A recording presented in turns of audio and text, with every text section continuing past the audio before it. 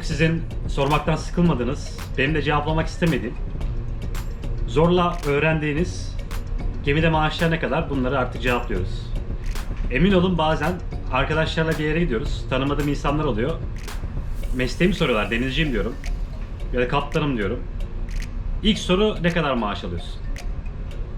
Şu an söylüyorum arkadaşlar, ne kadar maaş aldığımı bu videoda ve diğer insanların ne kadar maaş aldığını bugün öğreniyoruz.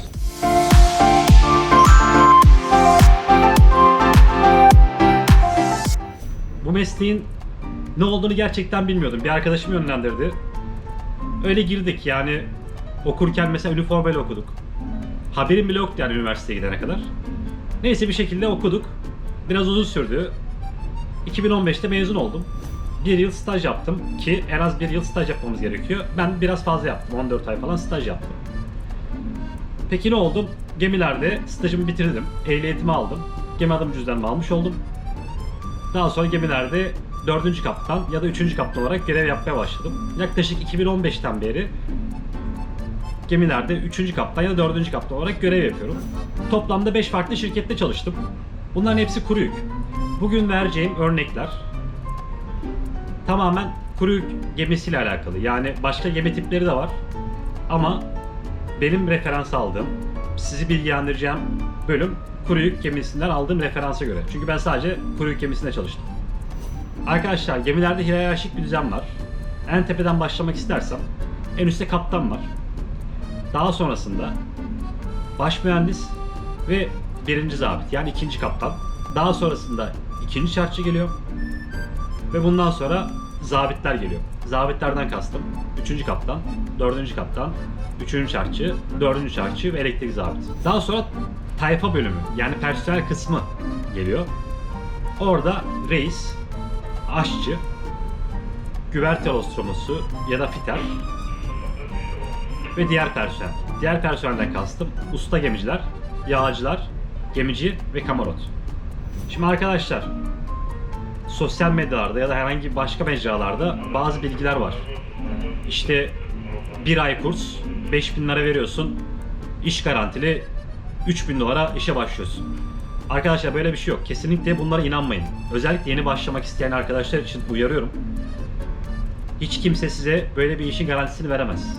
Denizde çalışmak istiyorsanız ya üniversite okumanız gerekiyor, zabit oluyorsunuz ya da kurs almanız gerekiyor. Milli Eğitim Bakanlığı'nın onayladığı denizcilikle ilgili kurs veren yerler var.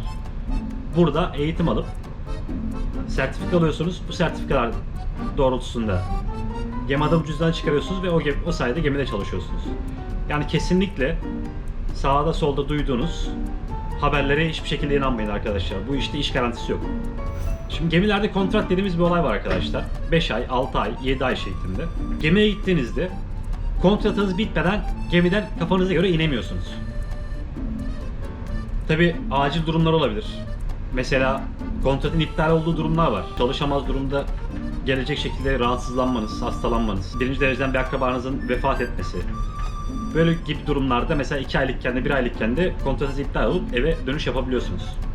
Mesela 7 ay oldu. Örnek veriyorum 6 aylık bir kontratınız var, 7 ay oldu. Bu sefer de siz inebilirsiniz arkadaşlar gemiden. Yani şu an virüs olduğu için belki her yerde inemiyorsunuz ama gemiden inebilirsiniz. Size herhangi bir hakkınızdan, maaşınızdan kesme hakları yok. Şimdi bir de 5+1, 6+1, 7+1 belki duymuşsunuzdur, böyle bir olay var. Şimdi bu +1'in anlamı mesela 5+1 ise 5. ay çift maaş anlamına geliyor. Yani +1 ekstradan bir tane daha maaş veriyor. Ama ben size bugün söyleyeceğim maaşlar kafanız karışmaması için +1'i de içine ekledim. Ve aylık maaşı direkt size söyleyeceğim. Ve gemilerde çalışırken biz sadece gemide olduğumuz süre boyunca maaş alıyoruz. Yani 12 ay boyunca maaş almıyoruz. Mesela gemide 6 ay 10 gün kaldınız. Toplamda bu sürenin maaşını alıyorsunuz. Gemiden indiğiniz anda maaş almanız kesiliyor. Şimdi gemide Türk bayrak ve yabancı bayrak dediğimiz bir olay var arkadaşlar. Eğer Türk bayrakta çalışıyorsanız maaşınızın içerisinde aynı zamanda sigortanız da yatıyor. Ama eğer yabancı bayrakta çalışıyorsanız herhangi bir sigortanız yok. Çünkü sizin maaşınız, mesela örnek veriyorum Malta bayraklı bir gemide çalışıyorsunuz. Sizin çalıştığınız yer Malta'da bir yer olarak görünüyor. Şimdi arkadaşlar maaşları söylemeden önce şunu kesinlikle söyleyeyim. Denizci olacaksanız bir kere kesinlikle 2 kere düşünmeniz gerekiyor. Yani bu basit bir iş değil. Ya tamamen yaptığınız iş işten oluşmuyor. Olayın psikolojik bölümü de var. Yeri geliyor dışarı çıkamıyorsunuz. Mesela şu an virüs var. Yani 2 ayda bir belki dışarı ayak basabiliyorsunuz. Aynı zamanda bir psikolojik savaş da var gemide. Yani işte maaşlar böyleymiş, maaşlar şöyleymiş. Belki maaşlar size çok iyi gelecek, belki düşük gelecek. Belki bu mesleğe girmeye çalışacaksınız, karar vereceksiniz. Kesinlikle olayı sadece para yönünden düşünmeyin. Yani bunu kesinlikle, yani bir aşırı bir tecrübem yok. 5 yıldır gemilerde bir fiil çalışıyorum ama 5 yıllık tecrübeme dayanarak söylüyorum ve büyüklerimizden gördüklerimizi de aynı zamanda iletiyorum. Kesinlikle bu işi yapmadan 2 kere düşünmeniz gerekiyor. Denizci olmak kolay bir iş değil arkadaşlar. Yani gerçekten zor. O yüzden sadece olaya para olarak bakmayın. Şimdi gelelim maaşlara. En alttan başlayalım. Kamarot ve gemici. Kamarot ve gemiciler ortalama benim çalıştığım son 5 yıldaki 5 şirketin arasındaki ortalamasını söylüyorum arkadaşlar. Aylık $1200 maaş alıyor. Daha sonra usta gemici ve yağcılar. Usta gemici ve yağcı maaşları ise aylık $1400.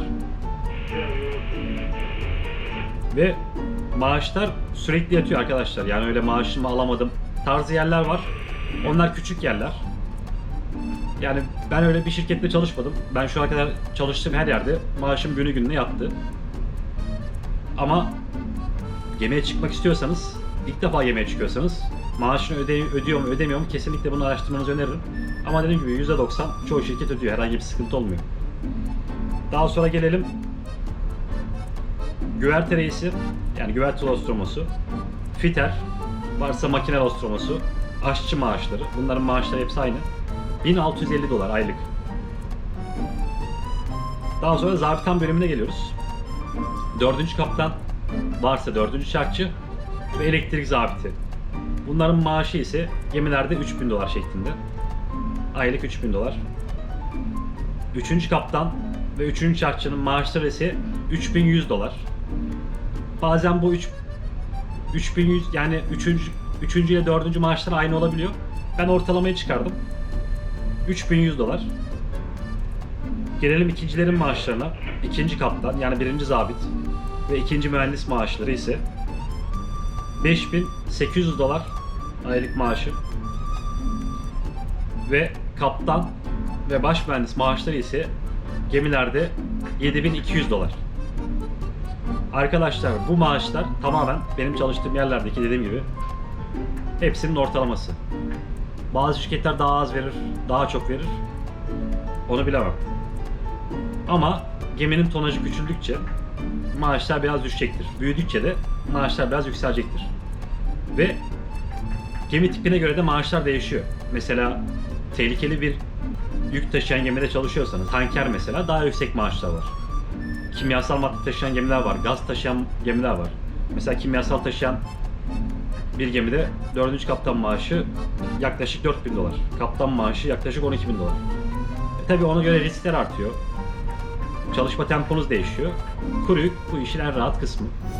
Gemideki maaşlar bu şekilde arkadaşlar. Umarım size iyi bir referans olmuştur. Lütfen sağda solda duyduğunuz, sizi kandırmaya çalışan insanların dediklerine inanmayın. Bu işi iyice araştırın. Bu işi yapmayı planlıyorsanız 2 kere düşünün. Umarım bilgili ve güzel bir video olmuştur. Bir dahaki videolarda görüşmek üzere. Hoşça kalın.